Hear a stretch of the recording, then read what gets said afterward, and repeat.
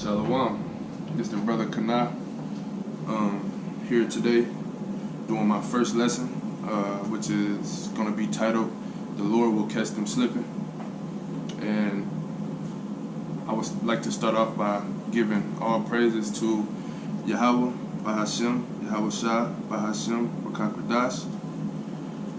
And I just want to touch on this lesson. I got this lesson. This lesson came to mind because of, everything that's going on as far as, the vacuum and, the jab and everything that they're trying to do in the chip and all of that. And so by the way things are going for them right now, everything is going through in phases. And so by the way things is going for them right now, they're completing phase 1, phase 2, phase 3, and it's looking like they're going to get all the way to the end. But little do they know, unbeknownst to them, that the Lord is going to come in when they least expect it, and He's going to catch them slipping. And so I just got a few precepts on this, and I would like to start off in Psalm 64, verse 1. Hear my voice, O power, and my prayer. Preserve my life from fear of the enemy.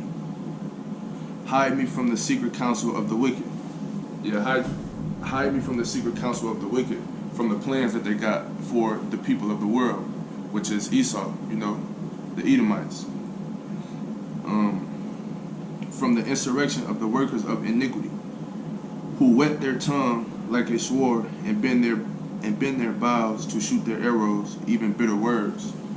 And what that means is, when it says, who whet their tongue like a sword and bend their bows to shoot their arrows, because of what it's speaking about there is the blasphemy that people is talking about. The blasphemy that people use when, you got brothers like us that's getting on here doing these videos, and we be out and about and we try to explain to people what's going on and what's all of this is for. A lot of people kind of think that you crazy and kind of look at you like you crazy or you just tripping and stuff like that, so they get to using blasphemy words. Okay, yeah, well, where's the Lord at now? Why haven't He come now? Why is He letting all of this going on? So that's what that's talking about. Verse 4, that they may shoot in secret at the perfect,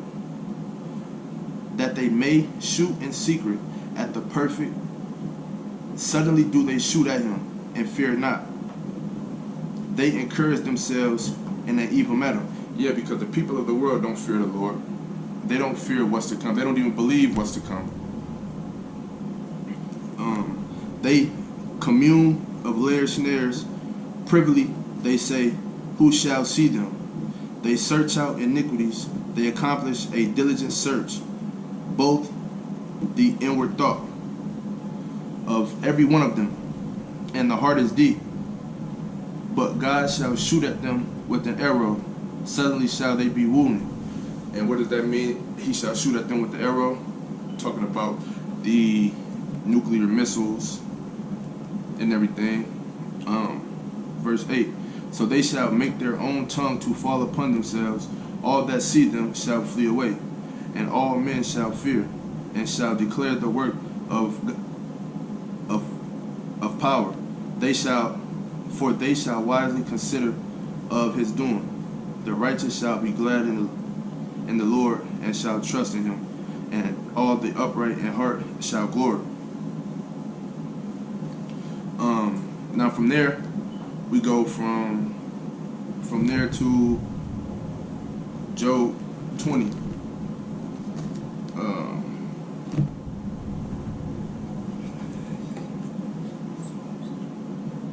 Or better yet, we'll just shoot the Psalms 2 right quick.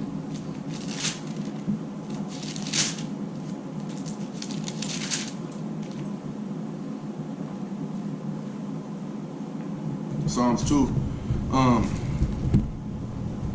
Why do the heathen rage and the people imagine a vain thing? Yeah, why do the heathen rage and people imagine a strange thing? Because the heathen don't want to hear words coming out of your mouth, like what we be preaching right now as far as like being saved and trying to save ourselves for salvation and all of that, because they don't believe in that. The kings of the earth set themselves, and the rulers take counsel together against the Lord and against his anointed, saying, pretty much what I was just saying.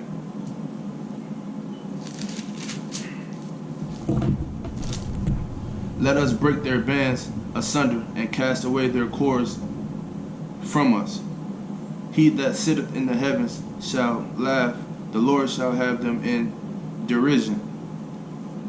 Then shall he speak unto them in his wrath, and vex them in his sore displeasures. Yet have I set my king upon my holy hill of Zion. I will declare the decree. The Lord hath said unto me, Thou art my son. This day have I begotten thee. Ask of me, and I shall give thee the heathen for thine inheritance. Which means, you know what I'm saying, when he say, ask of me, and I shall give thee the heathen for thine inheritance, meaning that they are going to go into slavery, such as we is in slavery to them now today, but 10 times worse. Inheritance in the uttermost parts of the earth for thy possessions, meaning this whole world is for us, which the Lord said that he's made the world for our sake, which is his chosen people. Thou shalt break them with a rod of iron. Thou shalt dash them in pieces like a potter's vessel. Be wise now, therefore, O ye kings, be instructed, ye judges of the earth. Serve the Lord with fear and rejoice with trembling. And you gotta serve the Lord with fear, man, because if you don't fear in the Lord, then you would do all the worldly things.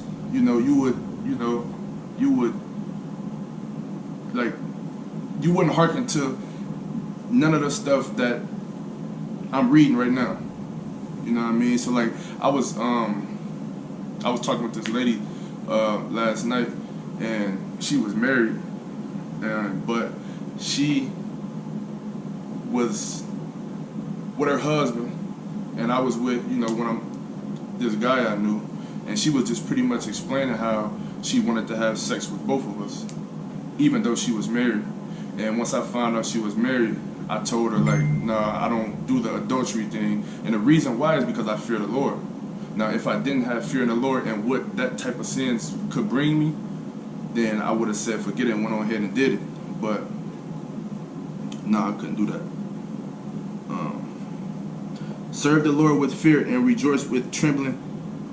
Kiss the Son, lest he be angry and ye perish from the way, when his wrath is kindled but a little. Blessed are all they that put their trust in him. So you gotta put your trust in the Lord, man, if you wanna be blessed. And what is the blessing? The blessing is the inheritance of the kingdom. So from there I wanna just jump to Job.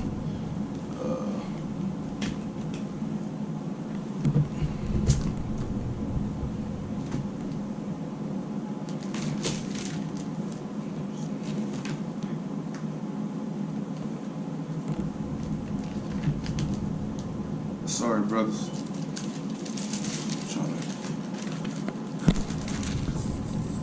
Just a second.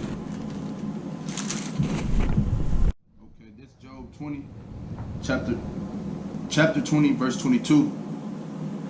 In the fullness of his sufficiency, he shall be in straits. Every hand of the wicked shall come upon him. When he is about to fill his belly, God shall cast the fury of his wrath upon him, and shall rain upon him while he is eating. So who is it talking about? It's talking about Esau, because right now everything that he's doing, that goes into play as far as like filling his belly. So, he's loving everything that he's doing right now, because as of right now, it's just looking like everything is coming in place. You know what I'm saying? Give it a little more time, and then they're gonna have the world how they want it, how they envision it, with the chip and everything. So, verse 24, he shall flee from the iron weapon, and the bow of steel shall strike him through. Meaning, the nuclear weapon shall come down and strike him through. You know what I mean? So then it say, it is drawn and coming out of the body. Yeah, the glittering sword coming out of the gall.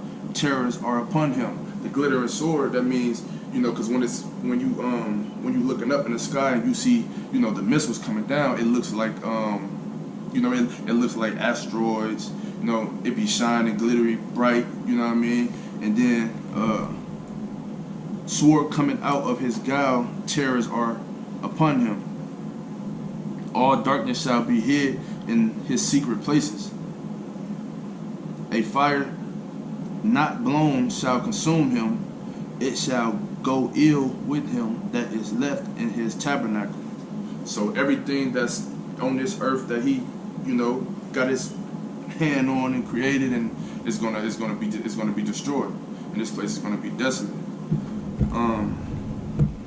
So I got one more precept. 1 Thessalonians chapter 5 verse 3, and then we're gonna end it off here. So it say, for when they shall say peace and safety, then sudden destruction coming upon them, as travail upon a woman with child, and they shall not escape. So right when they think everything is in place, they got these camps set up, they got the elect who they, was able to manipulate and get jabbed and have the chip put in them, and, everybody is just bowing down to everything that they say, and they got them thinking that their way is the best way. Then destruction comes, and that's how he catches them slipping, and it's over with after that. So that's all I got for today. I pray that this video was edifying. Like I said, this was my first video. I was a little nervous and everything, so hopefully everything I said made sense, and the way I was breaking it down, you was able to understand it. But I would like to give all praises to Yahweh, Bahashem, Yahweh Shah, Bahashem, Rakakadash, and salvation to the elect. I'd like to say Shalom.